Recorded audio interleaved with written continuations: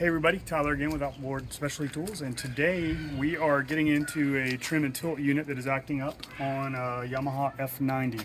This is the single cylinder unit that is a mainstay for some of their smaller horse motors.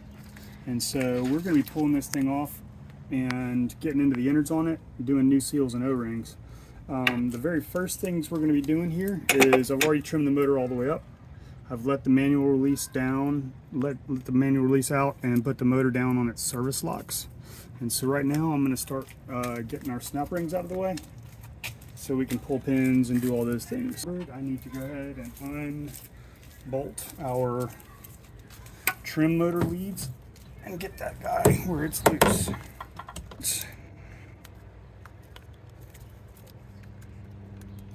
When you're doing this, make sure the power is shut off to the motor if it's at all possible.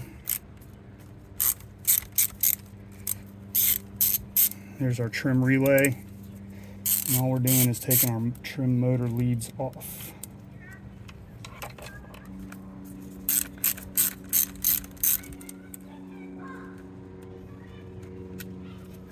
Okay, I'm going to go ahead and pull our trim motor lead out so it's not going to pull tight and pop on us.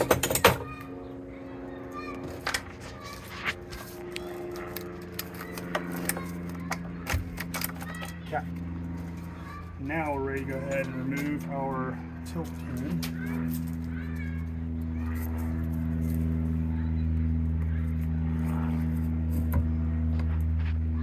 Tilt pin is out. Okay.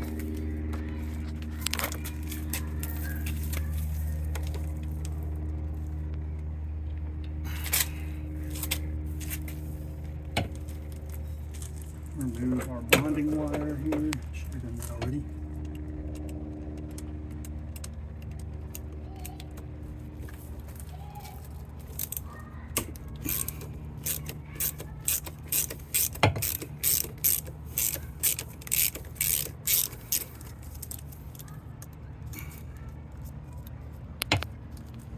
Okay, now we remove our lower mounting pin, which also has a snap ring in it, and the whole unit's ready to come off. The one thing I did do before I did anything was also loosen the trim cap, or the tilt cap. Just use our OST 0022 spanner to just get the cap loose. It's a lot easier when it's fixed into place to get it moving.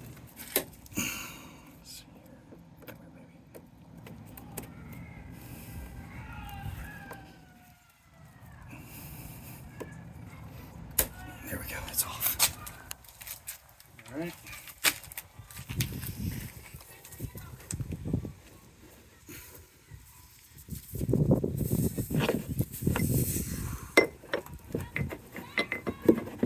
The whole unit is off.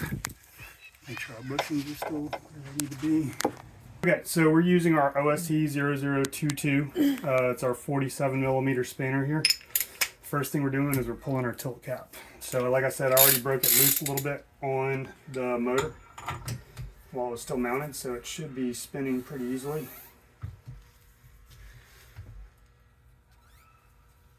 And again, I've let out the manual release here on the side. It's all the way out.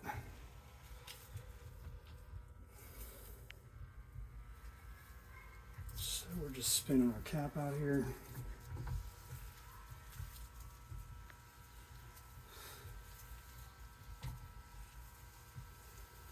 Now, if you have a unit that's got bad leaks and it's taking on air, there could easily be some compressed air in here, so just be aware of that.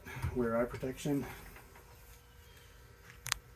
things like that, which I'm not wearing right now, but I don't think we're going to be dealing with any back pressure on this unit. Okay, our upper tab is loose.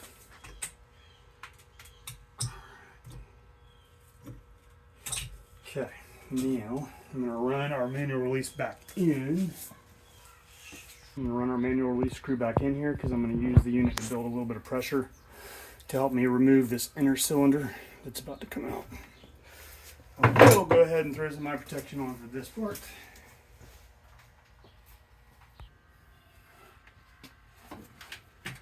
Okay, so I'm about to put a little bit of power to the trim motor here because I want to try to build a little bit of pressure to help us pull the inner cylinder out of here, because it will fight like a bear sometimes. So again, this would be a great place for eye protection because this could get a little messy.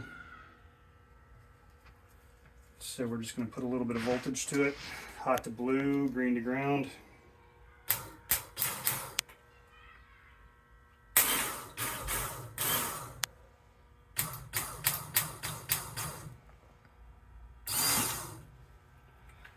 See what we got here. See if it'll come out.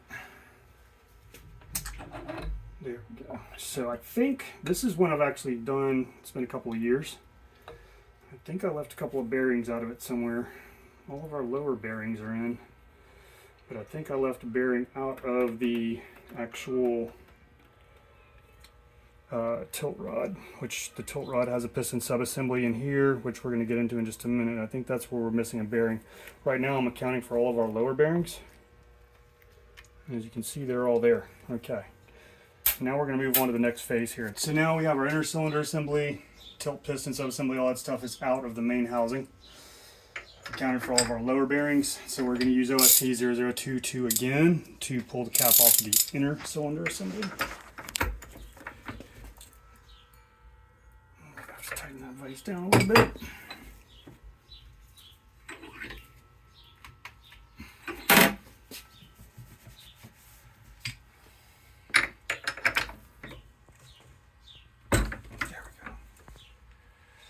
Now we are spinning our inner tilt cap to get it loose so we can remove the piston subassembly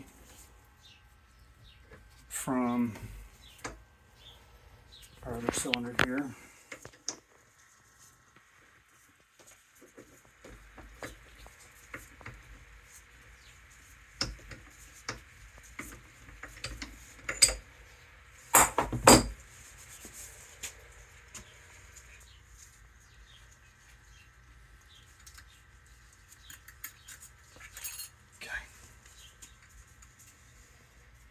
This guy's ready to come out.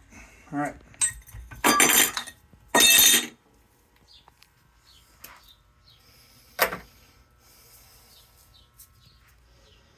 So all we have in the inner housing here is a backup ring, and that's all we're supposed to see. There should be nothing loose in there. So far so good. So subassembly in the vise so we can pull it loose.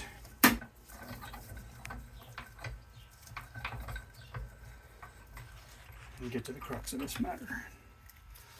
Because if we're doing seals, we got to remove the piston subassembly first. So it looks like we're going to need a 10mm Allen. Okay, so we got a 10mm Allen. We're pulling our main tilt piston subassembly off. This one has 3 little springs, 3 little plungers. Don't do that, by the way. And it has a 4th bearing in there that's just kind of hanging out. And I do believe when I did this unit a couple of years ago, I left that bearing out, and the owner of the boat was complaining that the motor was popping up out of the water if he went hard into reverse, which should not be happening.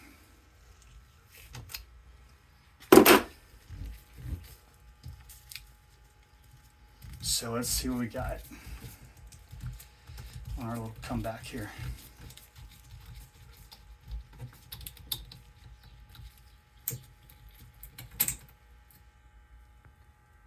Got a bunch of funky looking Loctite remnants. Oh, sorry, there's 2 bearings, 2 plungers, etc., etc. And let's see what falls out of it. The bearing that I think I left out would have been right here in this little hole. So I think we're going to see 2 bearings, and we should see 3. 2 bearings, and we're missing our 3rd. Okay. So, even though this unit does not have any leaks on the seals, while I'm here, I'm going to go ahead and remove the seals and O-rings and replace them. So we've got here inner, which this really just has an outer O-ring and an inner O-ring and a nylon backup ring. And here's our outer cap, which has a wiper and an O-ring in the middle and a big gigantic O-ring on the outside. Okay, so we're going to go ahead and get this O-ring out of this groove here in the center of the cap.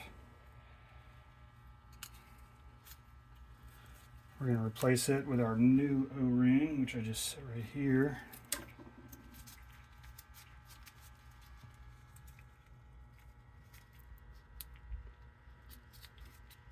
And get our big outer O-ring off.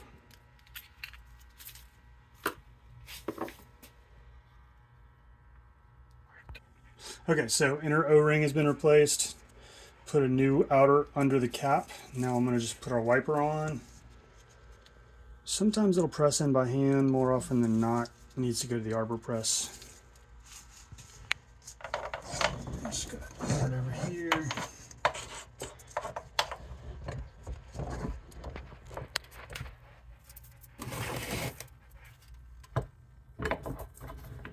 Now the outer cap has been completely resealed. When I pried the wiper out, I cleaned up the aluminum areas there, made sure we didn't look at any, weren't seeing anything crazy. Give her a little wipe down. Everything looks good here, so it's ready to go back on our tilt rod.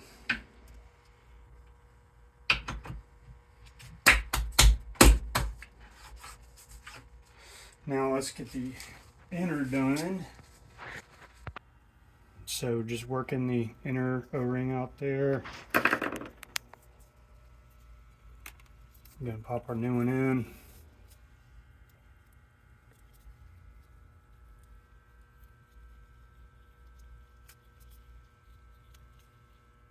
So just nice and easy there. Okay, it's in. Gonna clean it up a little bit. The big O-ring under the cap here has already been replaced. And now this is ready to go back on. Looks nice and pretty. External part. Okay, now to the part where I messed up before, which is in our tilt piston subassembly. So let's get this guy out of the way here. So with our tilt piston subassembly, we have these little guys here, bearing, little plunger assembly, another little plunger assembly, and then on this side, which is what I meant to show you earlier, this also gets a bearing. As you can see, there's absolutely nothing to hold it in. So here's how this gets done. We don't let anything fall out of there, first of all. We're going to go ahead and drop our bearing in. It's this little tiny guy here. It's going to go right in there. Oops, missed.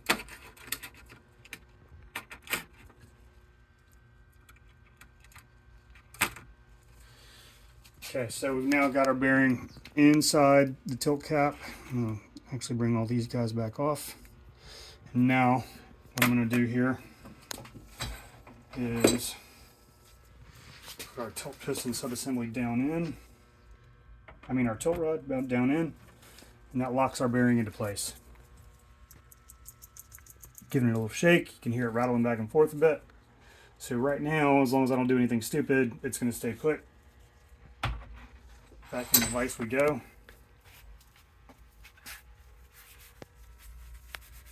Now it's time for these guys again, so bearing on this.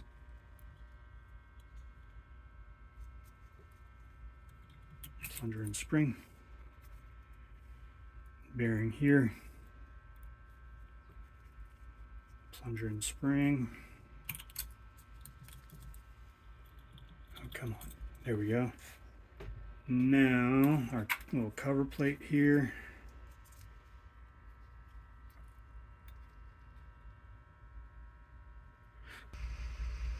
Okay, so in our tilt piston subassembly here, we have our bearing on the underside held in by the tilt rod. Here we have our spring, bearing, little plunger, and a tiny little dowel rod here, and the same thing here. So it's like a 4-piece assembly or something. Now we're ready to go back on with our little cover and a bolt.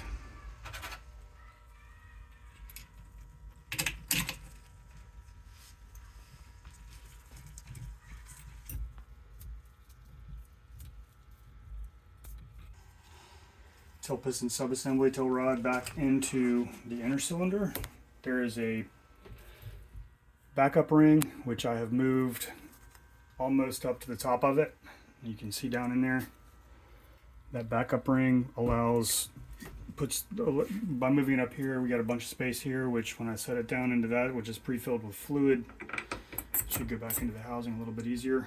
Give her a little shake real quick, make sure my bearing is actually there. Yep, bearing is there this time, which is lovely.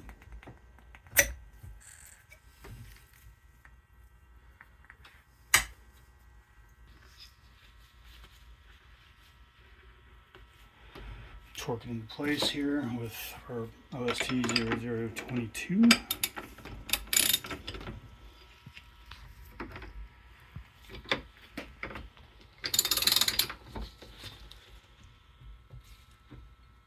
That's what I'm looking at.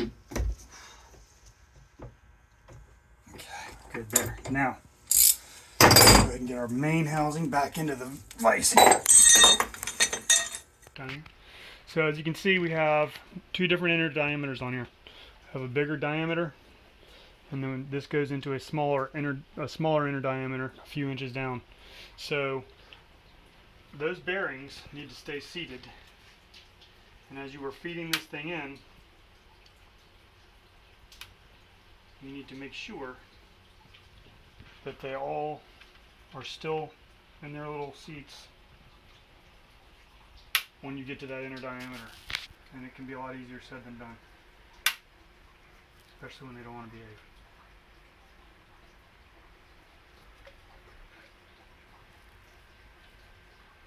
Okay.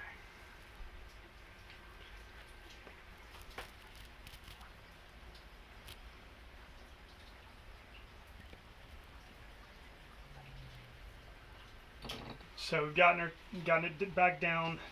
One of the things you can do is put some leverage on this thing and see how it feels. If your bearings are spun out, sometimes you can feel it wiggling back and forth. Feels pretty good here. So we're back down, ready to spin the main tilt cap back in. Okay, I'm going to give it some light torque here. I'm not going to go crazy with it because once I get this thing mounted back into the motor, we're going to give it some more torque there. I have more control. Alright, popping off the reservoir with some fluid here.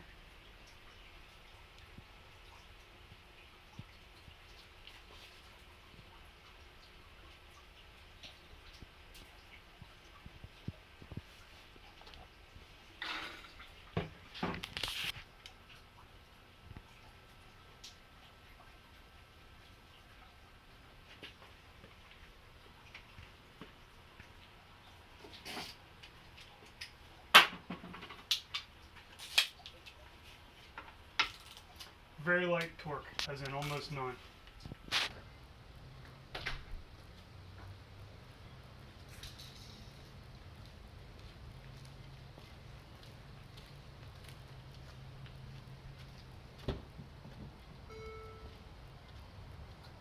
Like that. So you got your starboard side bushing here, port side bushing here. Everything loosely in place. Get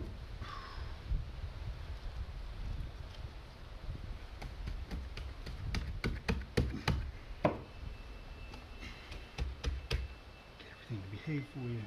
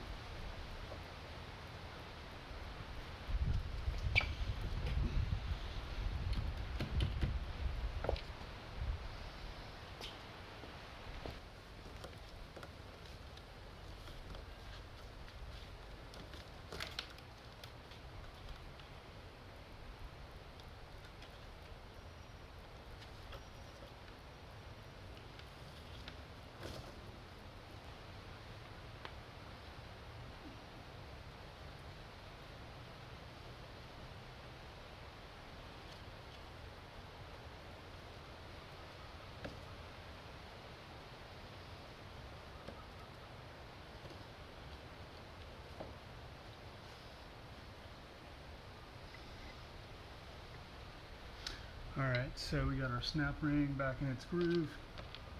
Just making sure it's going to stay seated. Alright, I just had to lowered the front of the trailer a little bit there so that we could get the motor to where it can trim all the way down without digging the skag into the dirt. So again, we're going to go green to hot and blue to ground. See if we can trim it all the way down.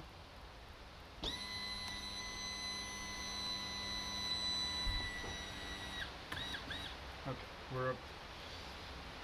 Skeg still touched the ground, but we're alright. Alright, so I'm going to go ahead and bring it back up. So blue to hot, and green to ground.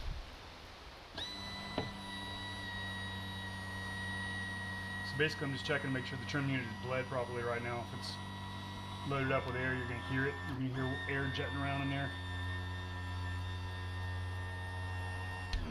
And that's the other thing I want to hear right there is at the top of the range, you hear the motor begin to bind. That's when you know it's good to go as far as having fluid and the air bled out of it. So now I'm bringing it back down so we can go ahead and do our relay.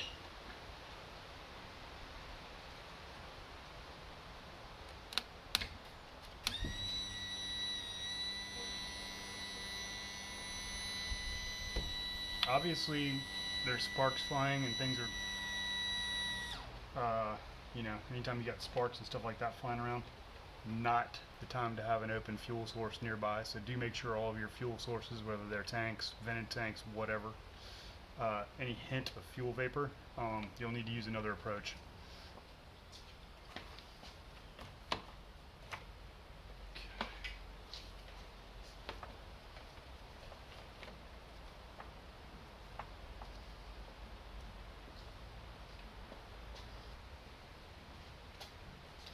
Alright, so now we're going back on with our relay. We're going to take this guy out and replace it. All you should really need is a 10mm on an extension. Ground to here, hot here. So we're going to go ahead and disconnect. Well, first thing I'm going to do, honestly, here is disconnect power from the battery. If you have a Perco or a battery switch, now's your big chance to go ahead and shut everything down. You don't want to be working in here with 12-volt hot supply right in the area you're going to be working, because you're going to have ground leads and hot leads loose. Obviously you don't want them to arc or short into each other. Going to remove these bolts. You're going to reuse these.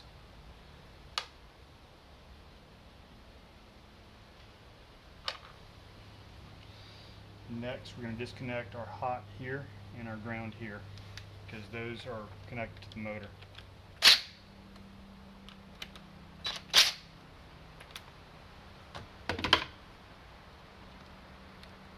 Save all hardware in case you need it.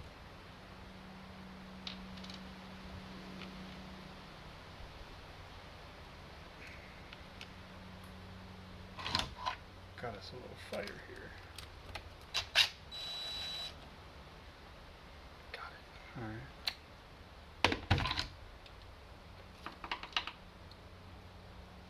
Get a little lock washer. Okay, so hot, off.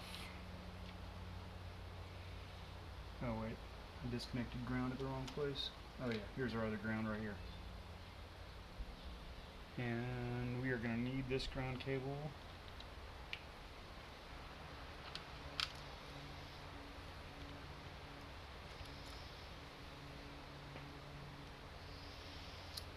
So one of the things you can see here is we have a ground going from our relay here to the motor, connected via this little plate assembly here. The new relay came without that, so we're going to be improvising that here.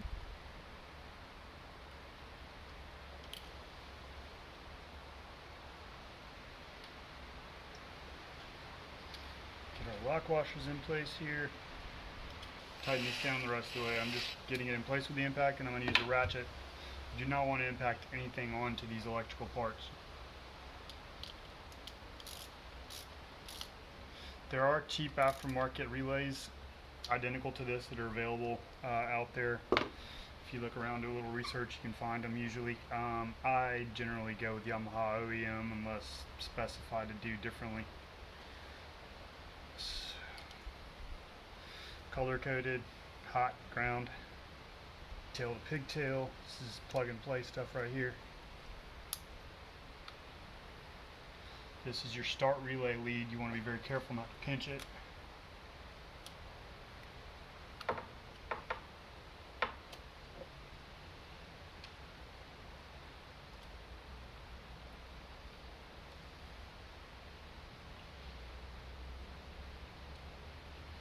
And this is your 12-volt supply coming from the engine harness to the relay itself.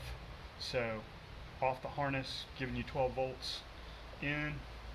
Here's your ground going from the relay ground studs to a frame ground on the motor. On the block, I should say.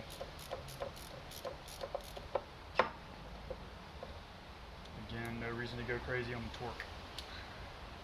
A impact, because you can cause yourself some serious heartache trying to impact these things if you get cross-threaded. So everything gets set by hand, torqued in by hand.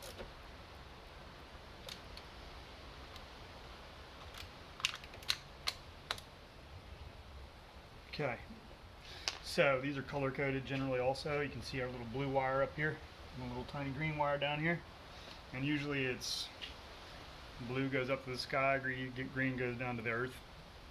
Easy enough to remember. Careful with the torque on these as well. There's really no reason to go crazy. You just want to get everything snugged into place. You got lock washers on there, so shouldn't be any big issue with it staying in place. Alright, now we're all connected up. So I'm going to go ahead and connect this back up to battery power. In addition to having blown seals on here, we had a relay that it was putting out voltage to both of the trim motor leads, but it wasn't pulling amperage, so it wasn't giving any amperage to help bring the motor up. So we'd hit up, nothing. Hit down, we were in good shape. So let's see what we got now. So right now we're trimming up, obviously.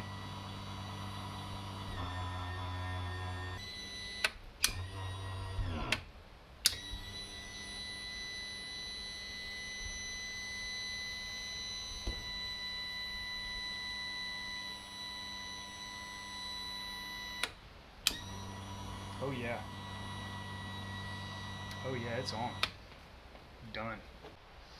So with that, everybody, Tyler Holland with Outboard Specialty Tools here, and I really appreciate you being with us today, and obviously feel free to contact me anytime, but it's been a pleasure.